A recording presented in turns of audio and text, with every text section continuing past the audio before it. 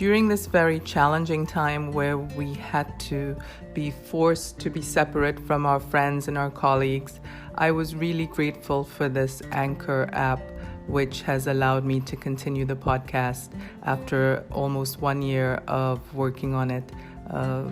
It's free. You simply go to anchor.fm and download the app. And there you'll find all the tools that you need to record and edit your podcast, as well as to invite people onto your podcast through the app. Anchor also distributes the podcast for you on Apple, Spotify, and many other platforms. You have absolutely nothing to do except to record your podcast. If you have an ad like this, you can also make money. It's everything you need to make a podcast in one place. I would recommend it for anyone who wants to get their voice out there, has something to contribute. Go for it. Anchor.fm is where you go to download the free app and to get started. Good luck with your podcast.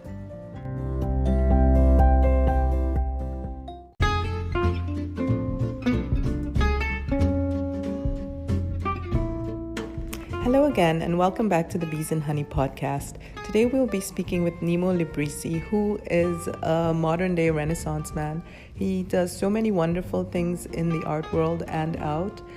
His current exhibition is up until the 30th of October at 22 Ludlow Street. So please head over there and check it out. In the meantime, you can hear him talk about everything in the New York art world and beyond right now. Thank you.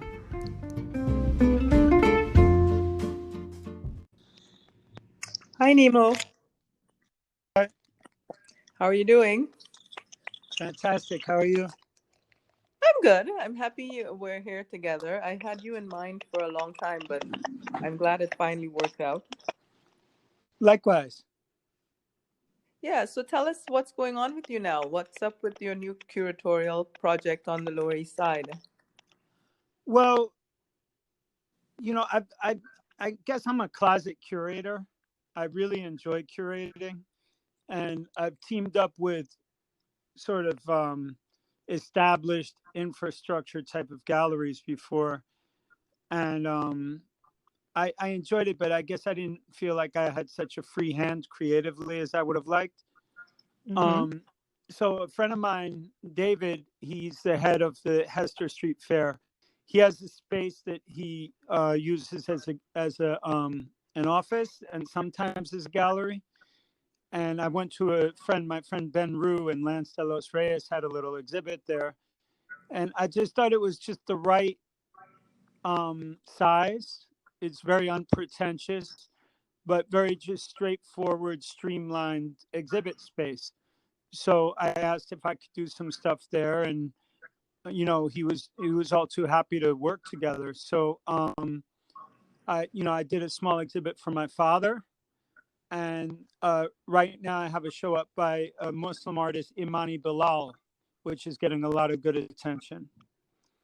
Yeah, well, let's move backwards. Tell us about the current exhibition, and then we'll go back to your dad, because I have a lot of other questions regarding you guys. Okay. Well, a friend of mine I grew up with, he was from, I guess he was from the Nation of Islam. He's a big businessman, and he's always traveling around the world. And he recently reached out to me and said there was an artist working in North Carolina that I should take a look at. And I guess I had a lot going on at the time, Nicolette, and I didn't really pay attention to his request. But then I became Facebook friends with her, and I was recently going through the feed, and I scrolled past an artwork. I thought David Riminelli, the art critic, put it up because he's always posting really great artworks. Mm-hmm. Sort of modern approach to Muslim artwork there, and it was an arresting image. And then I saw her name, and I realized, oh, this is her work that I kind of didn't check out the first time around. And I reached out to her and I said, what's going on? Like, can we do a little show in New York? And typically like bohemian answer, she's like, yeah, let's do it. Let's rock. So, we put it up and she said, we got to paint the place black, and we painted the whole place black because all her backgrounds are black. And you go in there now, and she also did a lot of dressing of the room to make it look sort of, I don't know, I think opium den, but more like Moroccan meditative space. And her forms are just dancing around in that room. And I encourage you to check that out too. Bonnie Bilal. And it's up Yes. until the end of the month at 22 Ludlow. Okay. Yes, perfect. Okay, 22 Ludlow. I will hopefully be there on Thursday because apparently there are a bunch of openings going on this coming week on Thursday. Cool. So tell us about your dad's art because I didn't see the show and I know he describes himself sometimes as a beat artist. So what was that exhibition about? The thing with my dad is he's always been an artist. And when he was sort of making a name for himself before I was born. And by the time I was born, he very cutting edge minimalist work. And he wasn't getting traction in the art world with his work. So he took to dealing. And once he made a name for himself as a dealer, he sort of hid it. He hid the fact that he was an artist, to keep up a more professional profile as a dealer. Mm-hmm. And Mm-hmm. but he never stopped working. And for that matter, neither did my grandfather. His father was a painter and a poet as well. Oh. So my dad would make money, dealing art by day, and every night, way into the morning, he'd be painting and writing poems. And recently, he discovered a sort of he went away from minimalism for some years, and recently he discovered a motif. I guess you call it like roofing tin, and he would roll them, just strips of tin, and bound them with Mm-hmm. wire. And he had about Mm-hmm. 20 of them in the room. And I said, Mm-hmm. Dad, it's my dad. If you were some 18-year-old kid doing these, I'd really want to show them. Um, and to tell you the truth, when people come in and they see that, they don't have a reference point for it. And I'm not always the best at explaining things, but I tried to do a little essay and have my dad's statement. It went back to things he'd done during the war effort when he was a kid. They had tin drives, and his mother would give him all the used tin cans, and he would pound them out on the kitchen floor and then roll them up with wire to bring down to the AMP for the war effort. And these things, they resonated with him for a lifetime until he made these works. And I don't know, when I looked at them, I saw immediately that these are something that really meant something to him on a very primordial level. So, we put together the show, and we had some sales and we had some write-ups, but I'm still, I'm not a big what do you call it, impresario. I can Yes. put something together with some dignity and put some ideas behind it, but I forget how to, reach out to, I don't know, the New York Times or bigger institutions, and bring broader attention to the work. But I'm still glad to stage these things and do them with some real, decorum. Yeah, well, I think that's really important how you described it because you don't necessarily need to be able to do all of those things. I think eventually the work speaks for Mm-hmm. itself and will bring the attention that it deserves. Right. Agreed. So to so to tell you, I always thought your dad was like super private because like let's say I would run into him at the Chelsea Hotel. I have a meeting with him at the Chelsea Hotel. He would never let me see what's inside of his room. And I thought, well, okay, he's either a perfect gentleman or, he's very private. But now I understand why. He just, we kept the two things separate, Yeah. like you said. Yeah. Yeah. Yeah. I mean, when I was younger and I would see stuff in his studio, I'd say, Dad, don't you want the world to see this? He said, Nemo, you can't dance at every wedding. He was doing very well as a private dealer, and it could have, ruined that business for him if people thought he was trying to make art instead of just being a serious businessman or dealer.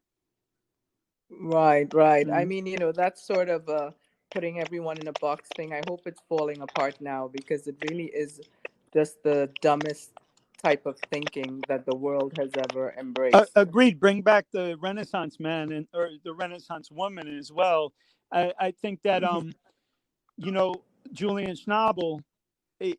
I don't care what anybody, you know. There's critics out there who don't really Hmm. see how important he is, and for the most Hmm. part, I think they could go screw themselves.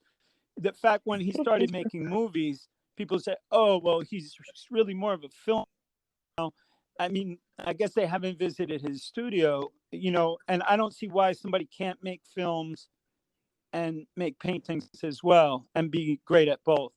And, you know, et cetera, et cetera. There's a bunch of people out there who people feel like we need to force them to choose one means of expression. And I know that those type of limitations are not only arbitrary, but they're stupid and anti-art.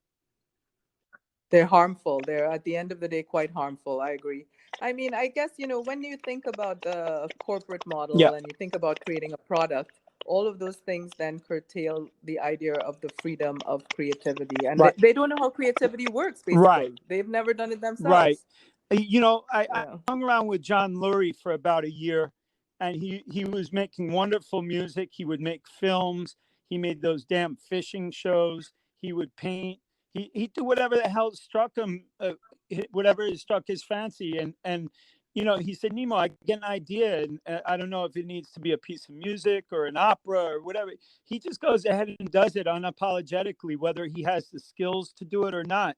Like when John Lurie made the music for, I think it was Stranger Than Paradise, he made a string quartet. He said, I didn't know how the hell to make a string quartet, but I just made it. And I remember reading in Buckminster Fuller, he said, you know, it behooves the ruling elite that people get so highly specialized that they all need each other. Where in the ancient model, you know, a navigator was also a soldier. He was also a scientist. He also read poetry. And today we're all expect, you know, a doctor needs an architect. He can't build his own house. And the architect can't heal himself from basic maladies, but is dependent on another specialist. And so we are all so needy of each other. And that really serves the, you know, the 1% people that rule over everybody. Right. Yeah. Well, let's see how that's going to work out in the next few weeks Right. or months or years. Oh, God. Well, tell us a little bit more about yourself growing up as an independent dealer, your dad growing up as an independent dealer, and perhaps yourself too, him a beat artist, and the general art scene as you were growing up in New York. Well, you know, my dad would bring me around uh, artist studios. Some are wildly famous today, and others have fallen into obscurity. But all of them were important to me in my formative years, and going to each one's space. And you know, Jack Probst was one of Franz Klein's best friends. Actually, Klein named his last painting after Probst, and he was my dad's mentor. And he was dark and religious, and his place, you know, was very shadowy and kind of eerie. And I would go visit him with my dad, and he was almost a frightening person, but very beautiful. And you know, applied paint with thick impasto, and his palette was just caked on with years and years of paint. And I remember looking into a a dustbin and seeing 500 cigarette butts chewed up in there that he had smoked over the past year. And, you know, then he would bring me to Andy Warhol's, and everything was glossy and beautiful and glamorous. And you know, I understood that both of them were great artists, but in totally different ways. And, you know, I guess meeting people like that, it gave me a very wide berth to develop into whatever sort of personality I needed to be without feeling in order to be an artist, one had to be this way or that way. And, you know, I remember, for instance, I felt when I was going through my awkward stage, I was, you know, 13 or Mhm. 14, and we went to a Robert Motherwell's opening. And Robert Mm-hmm. Motherwell looked up at me and said, "What a handsome young man." And for whatever reason, Nicolette, I left there conceited, or at least confident, that where before that I felt kind of like an ugly duckling. And when Robert Motherwell put the stamp on me that I was handsome, you couldn't tell me shit. you know so yeah, so my dad always had me around, high arts, and I guess developing onto my own path.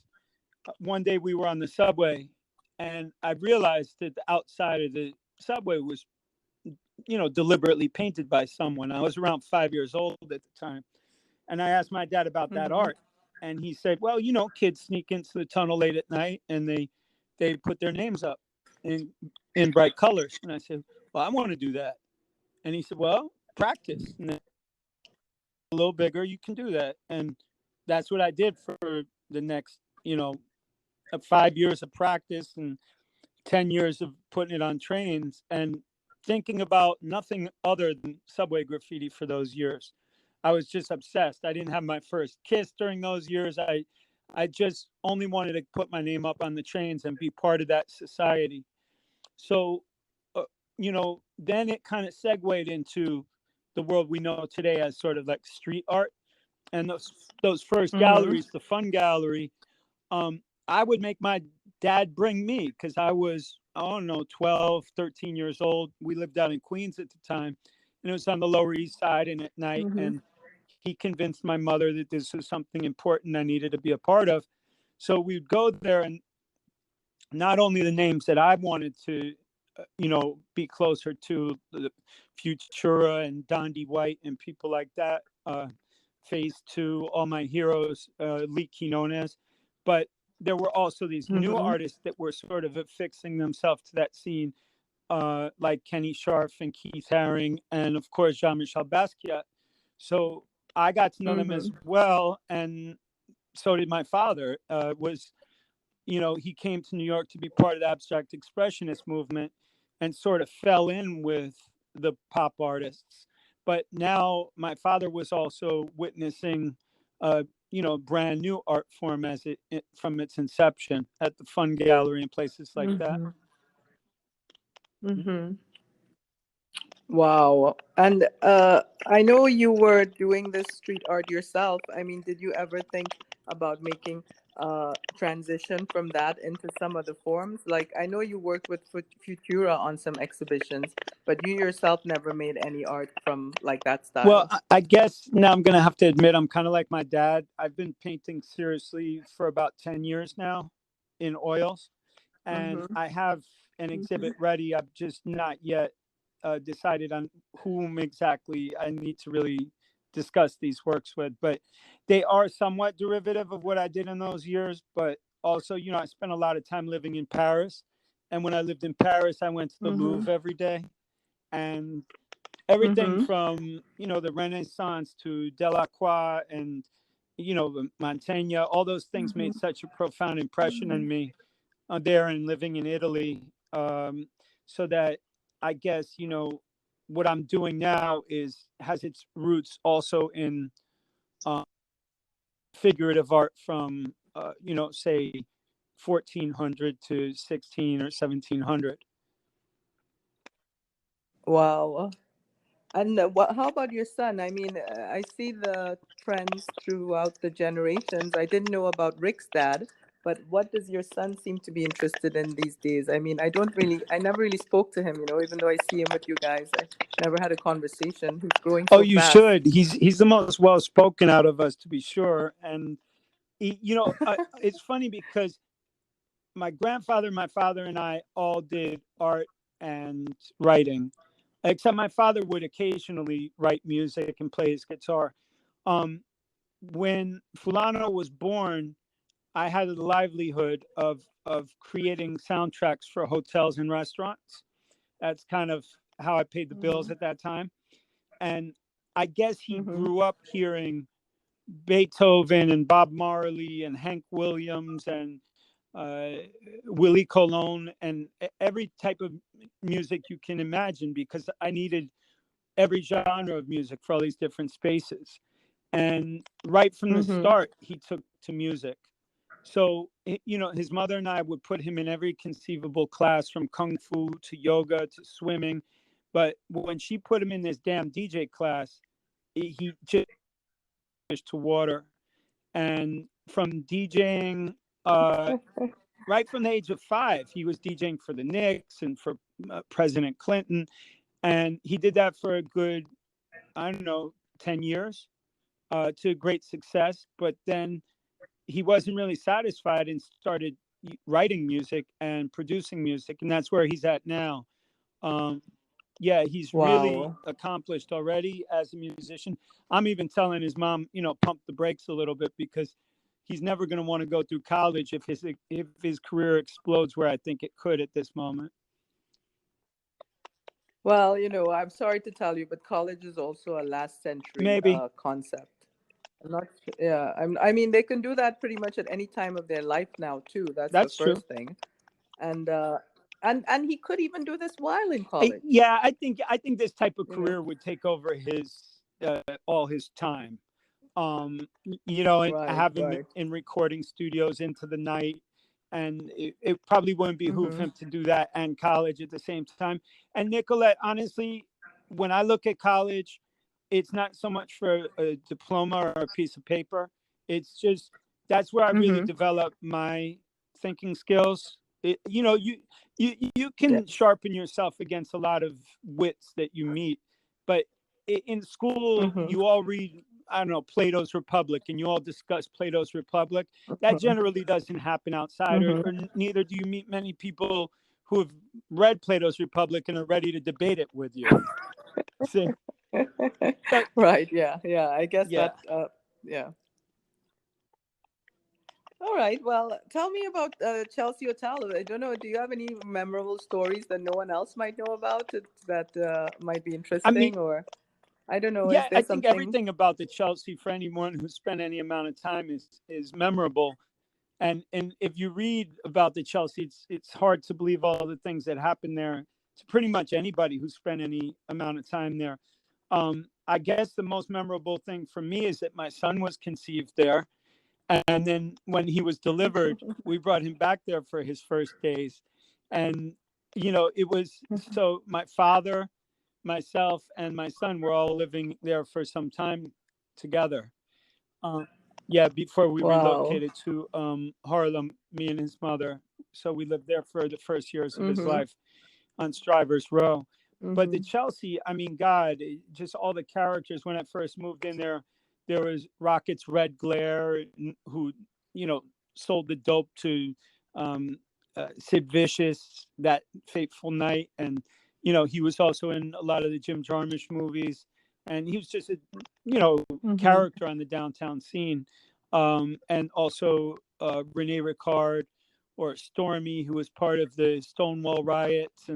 But Rene Ricard, I guess, out of all the people who I encountered there, was probably my favorite, even though you could very easily find yourself on Renee's bad side, and he would curse you out in a minute if he felt you'd stepped over some invisible line.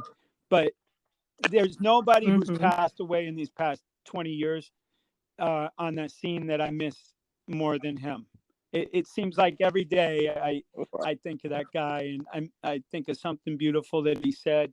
He just had such a command of art history and poetry, and he was just a wealth of information to be around. Um, I mean, I remember, he would come and Renee would come and borrow $5 or $10 from time to time. And at some point, when my son was lying there, an infant, I got a knock, and I said, you know what? Enough is enough. He can't come knocking when my baby's here trying to sleep. And he said, hey, Nemo, walk me to the corner. I need a blueberry pie. This was a new request. I couldn't curse him out. Yeah. Say no. So we walked to the corner. I said, a slice of blueberry pie. He said, no, I want the whole pie. So I said, what the hell? Okay, give him the pie. Nicolette, the pie came out. The guy wrapped it up in a red string, and Rene Ricard pulled out a freshly minted $100 bill to pay for it. Took the $89 change, put it in my pocket, and then handed me the pie and said, "Thank you."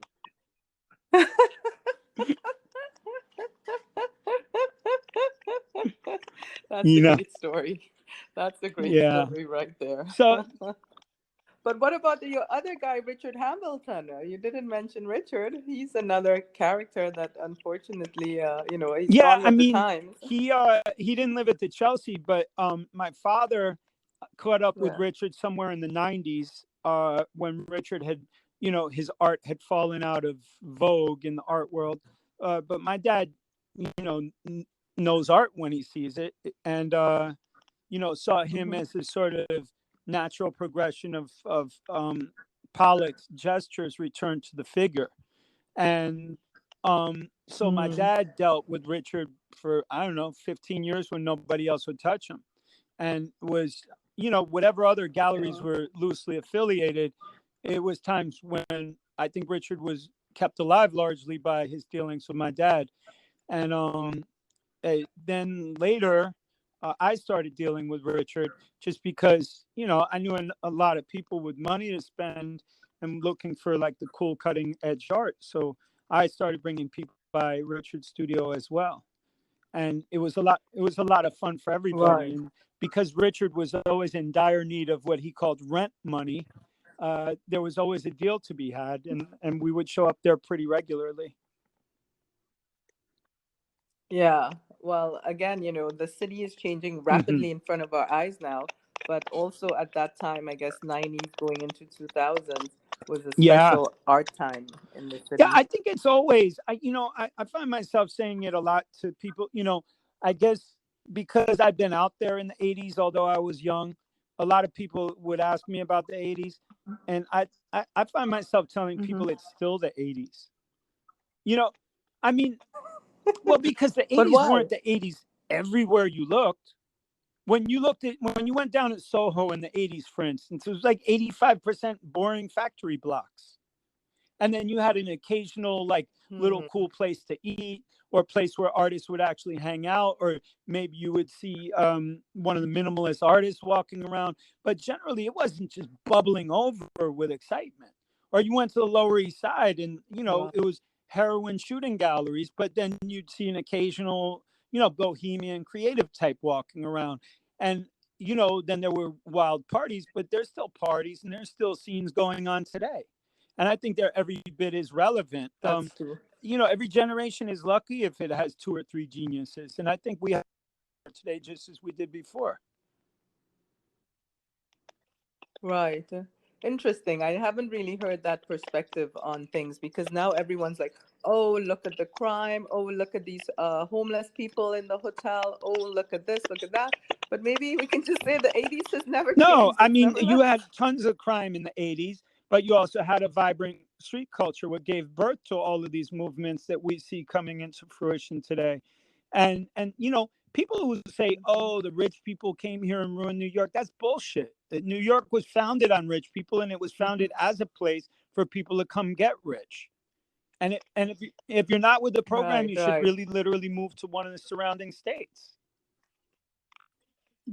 You know, Right, and right, I mean, right, even right, the idea of right. gentrification to me in New York is absurd.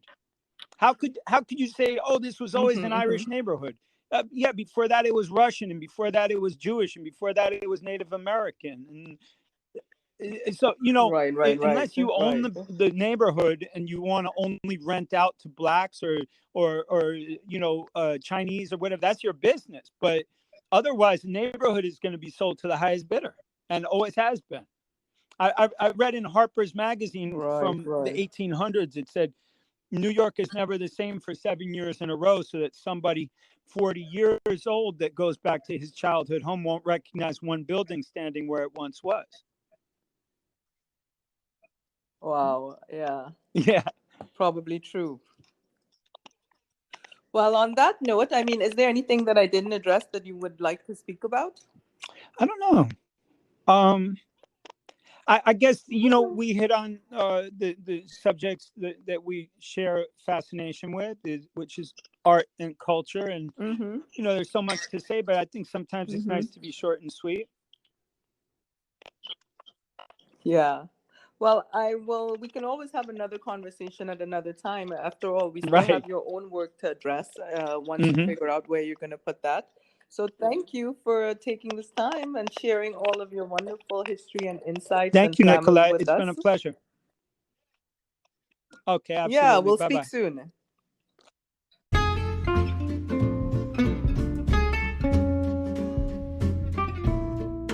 Thank you for joining us on the Bees and Honey podcast. I hope you enjoyed this episode with Nemo Librizzi, and keep your ear to the ground. I'm sure you're going to see some wonderful works from him soon.